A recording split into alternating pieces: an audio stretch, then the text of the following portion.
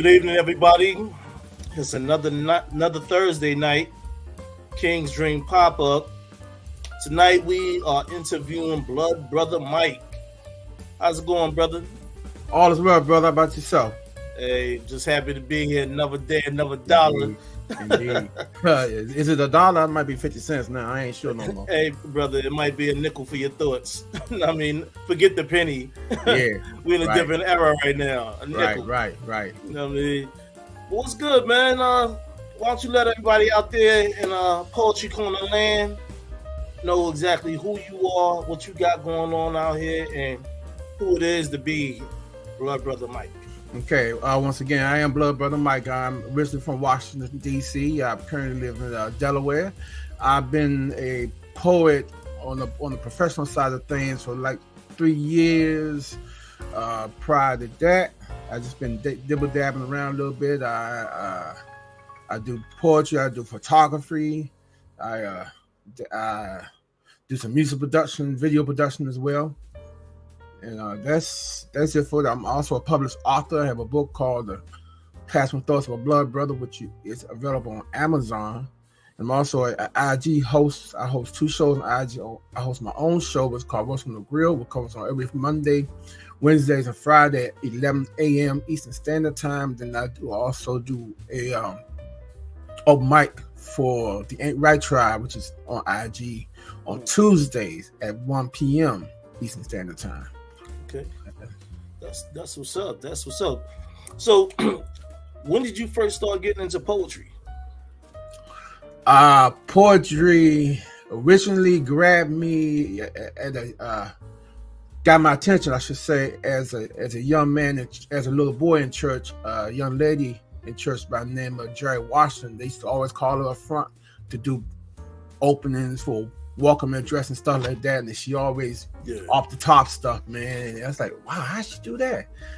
And then, as time went on, I like I said, I did more sorts of music, so I wasn't really following no established poets like other than like Paul Laurence Dunbar and then later on Gil Scott Heron. But people I follow that I consider poets in the world would be like William Smokey Robinson,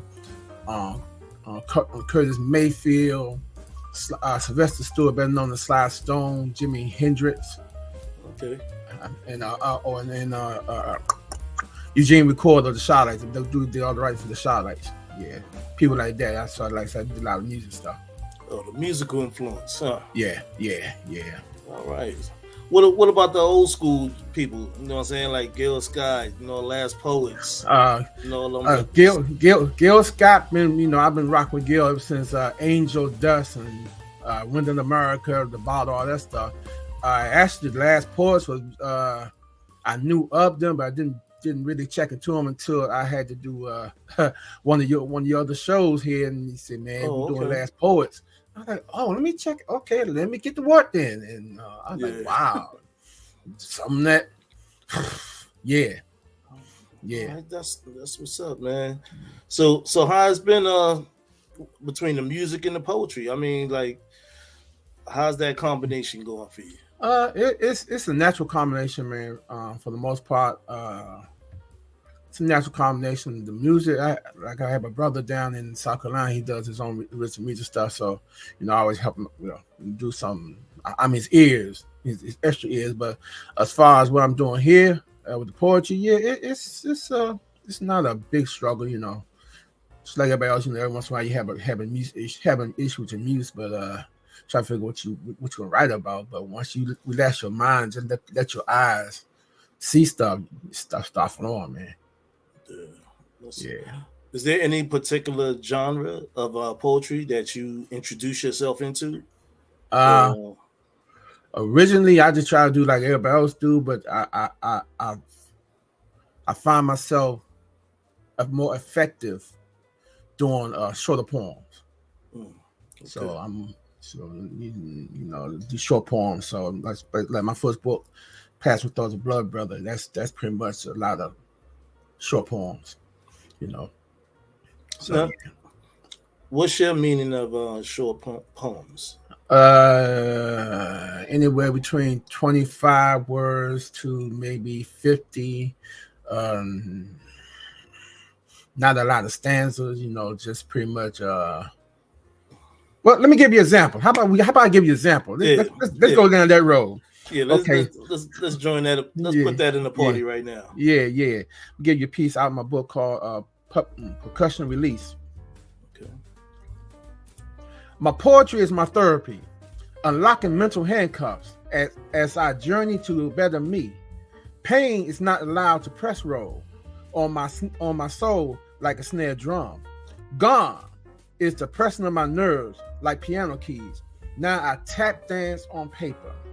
Bojangles pain out while climbing steps. Release like Hines tapping in a cell. Joyful me like Sammy on stage. Goodbye pain. Now I'm able to maintain. Okay, brother.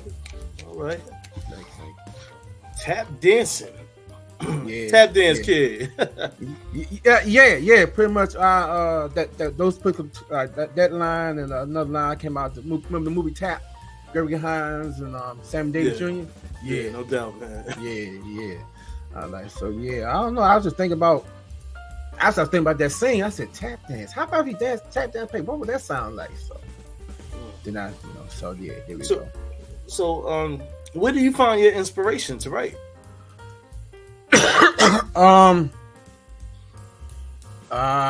Different things, man.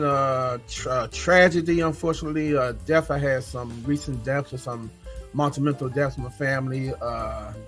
Things from between that and just watching the sun come up and just thinking about my wife or my kids or just my car. Or sometimes I get prompts from like different locations, like from there's a group on Instagram called Promptu. They do like a prompt a day, and I might pull a prompt from out of there. That's interesting. That might catch my attention. Or even there's a group in Clubhouse that I hang out with, and a lot of times they do prompts. So it's everywhere, man. You open your eyes, just pay attention. You got a prompt. Okay. Yeah. Myself, I just look at the world for what it is and just become like a narrator for the world. Right. Street, society, whatever's going on. Indeed. I don't watch the news though, but no, I hear third party, but just walk down that street. But I feel you though. Yeah, I stopped watching news for a while, man. That's pretty much depressing, and you don't know what to believe no more. You used to be able to believe those 3 channels. Now you don't know who to believe no more. So yeah. Sometimes I like to tap back into that 70s movement. You know what I mean? Man, freedom of speech, and I apply it in my poetry. I don't go too deep. I just go, ground level. You know what I mean? Right. So right. So enough to stir the soul. But meditate to get the mind to go. Oh, that's what they talking about. Yeah, that's a thought. Little eyebrow raiser. You know what I mean? Yeah, so indeed. Yeah, but so how's the IG world going, man? With your IG thing? The IG thing is pretty good, man. I do when I do my show, it's more like this conversation based. And people say, well, you do interviews? I said, no, I don't interviews. Interviews are scripted. I do conversations because you don't know what I'm gonna ask you. You don't know where it's gonna come from. I might think like the other day I had a brother say, man, I was thinking about something, say, man, where do you ask you something, man? Why don't men talk about when they realized they were becoming a man because stuff started happening that they wasn't like, whoa, it's like, oh, that's a good question. Nobody asked me that before. So I like those questions, I like those questions. So I do a lot of that. I could dig it. Have you done like a lot of collaborations, like with other poets out there? I'm working on one with Lorraine, Valerie Lorraine. Okay. We working on one together, and that not a whole lot, not yet. Not a whole lot. So I got some people in line, but I just say, is it more like a selective gesture or invitation? Oh, some of the show? No, I mean just doing doing collaborations with other poets out there. I don't know. Yeah, I gotta find that right person. I haven't found that Okay. found that link. Matter of fact, I'm still digging in me, man. I got a short story in me I need to get. I got now 2 short stories in me I need to get out. I got another poem, another poetry book I need to get out. Yeah, so I don't know. It may come. It may come. Hey, all right, that's what's up. You know what I'm saying? Yeah. But do you find muses when you write your poetry also? Sometimes, Like- depending on what it is. Like what? Like people place things type thing? Yeah, people place things. You know, might be anything from a '65 Chevelle to a guitar. Yeah. Anything like that, from there to walking down the street, shoes too loud. So I don't know. Yeah. So let me ask a question. I might have asked you this before, but I can't remember. We be doing all these shows. I But know. does art imitate life or life imitate art? That's a and- good question. Art imitate life. Let me say art imitate life because without the movement of life, there is nothing for art to catch. Mm. Yeah, so I mean the clouds moving, but if you don't know the clouds, you can't recognize the clouds moving, then there's no art. Well, really no perfect answer, but Yeah, right. Yeah, really, matter of fact, like opinion based. You know what I mean? that's all. That's all it is, But Yeah. yeah, that's my opinion, Just like they say, the Earth is flat, or is it round? Who knows? There's no way of knowing because you're not going to fall off. So I don't know. And my question too is, with poetry, right? Mm-hmm. How do you feel about music on poetry or just a cappella? It depends on the person, on the artist. Some people can flow with their music, and it's like unity. The other people get distracted, so it depends on who it is. They're like, "Oh, dad," and they lose their stanza, and then also depends on the band. If it's the piece that they're playing with, they might get overzealous with their music. So it depends. So you feel like some folks might be offbeat. Yeah. You know what I'm saying? They can't, or rather, they can't catch the beat. I mean, yeah, they was an okay singer, but they wasn't able to catch. But they can't do poetry with it. You can't. You can memorize a Jackson 5 songs. You can sing that music, but you doing your poetry, you might lose your thing unless you're used to doing the music. It's all about if you practice. You can be good with anything. Good. Yeah. I feel you on that. So, what's some of the things like upcoming projects you having? Like, what do you want the world to know about Blood Brother Mike? Like, okay, so like I said, I do have another book. I haven't put the title on yet. I do have another book of poetry because I have. And I did my first book, and I gave it to my sent my first, what I thought was my first good 30 pieces of poetry to him. mm-hmm. He sent 22 back. He said, "You need to work on those. We're gonna keep these, work on those." But I just started writing new stuff. I just kept writing new stuff. Yeah. So I'm gonna go back, revisit those 22 and put some of the pieces in there because some of them are kind of personal to me. So put those in. So I got that book to work on. Like I said, I have a couple of short stories in me. One try to do a spin on a Black History thing or a Black History thought. And yeah, that's pretty much what I got going. And also, like I said, I do have my show on IG every 3 days a week. So that's pretty much it right now. Do you have any expectations for the future? Like, where do you see yourself going? On the broadcast side, I see myself working my way towards a platform similar to this, where I'm beyond IG. Do that. Beyond IG, doing not necessarily what you're doing, but doing something similar.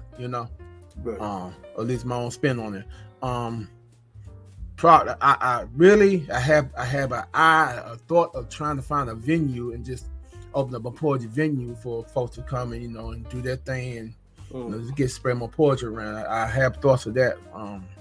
Just a matter of finding really the big thing The buildings are easy to find. It's always that them greenbacks, you know, whatever I said, that green stuff, you know, that stuff hard to put hands on. You know? That's true. You know what I'm saying? We got to work hard out there. Yeah. Stop saying that. Yes, Grab sir. the supporters, sponsors, and all that other good business. You know what I mean? Sure. Yes, sir. But So- yeah, I want to do that, and I'd love to have my poetry to be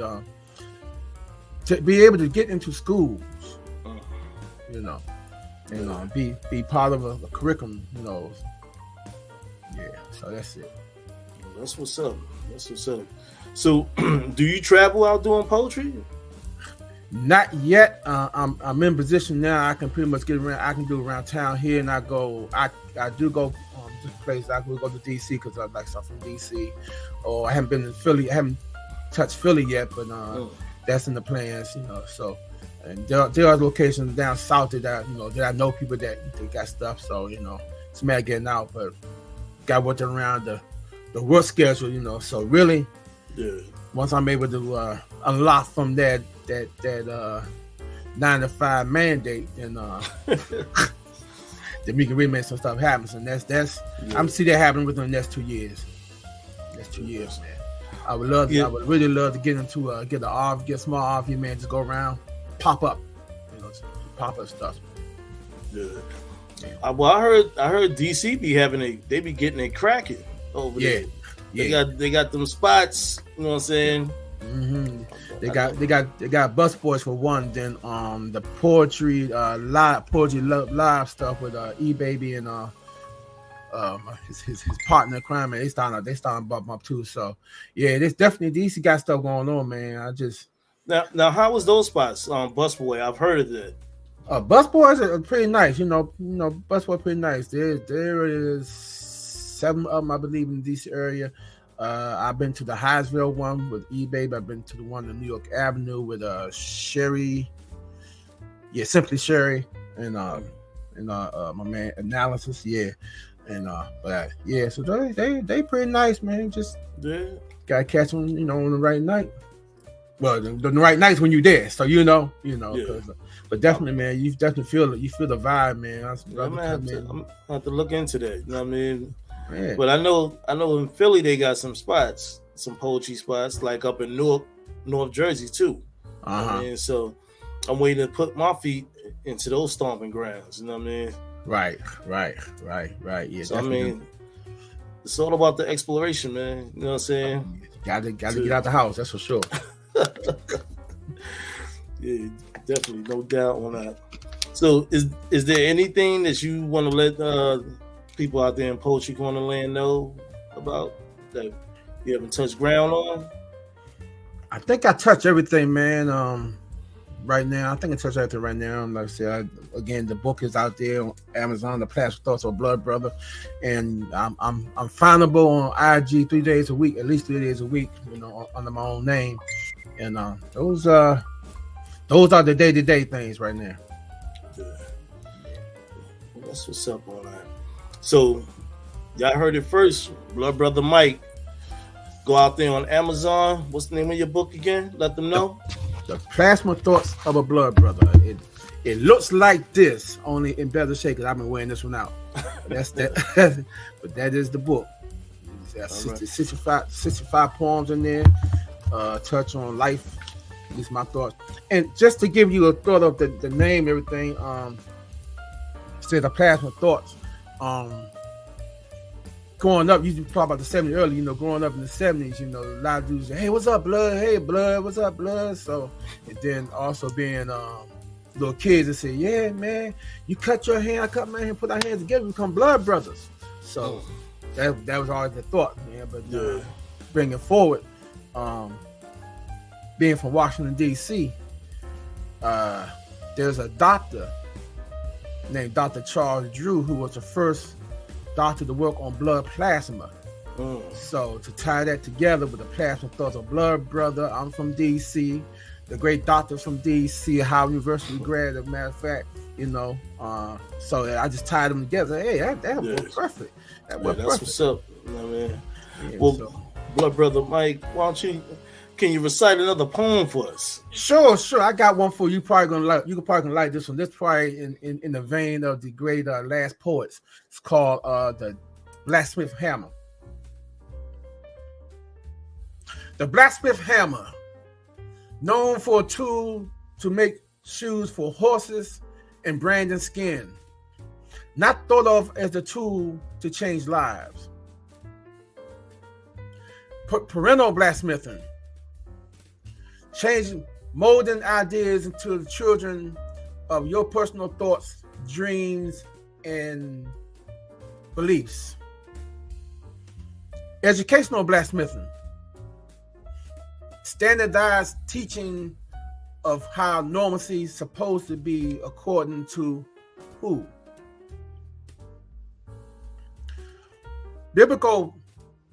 Religious blacksmithing, the Bible, the Quran, Buddha, all these things used to direct you into a way of thinking religiously.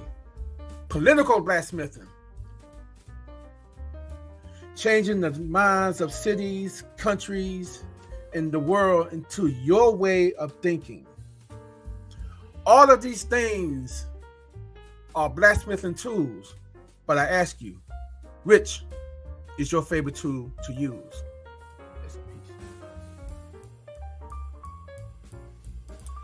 That's what's up. That is what's up. Well, everybody out there in Poetry Corner Land and the universe, click like and subscribe to the channel on YouTube. Let's build up these subscriptions and pass the word on to everybody so you can get the notifications and we get it out there to the world. There's a lot more things going on, so y'all just stay tuned for all of that. Well, Blood Brother Mike, I'd like to thank you for showing up tonight and blessing us with your presence. No problem. You know what I mean? Always honor, brother. Always honor. Appreciate that. And everybody out there in Poetry Corner Land and Universe, thank you for attending, being in the audience, and peace, love, and poetry. And we out. Go cop that book. Thank you. No problem.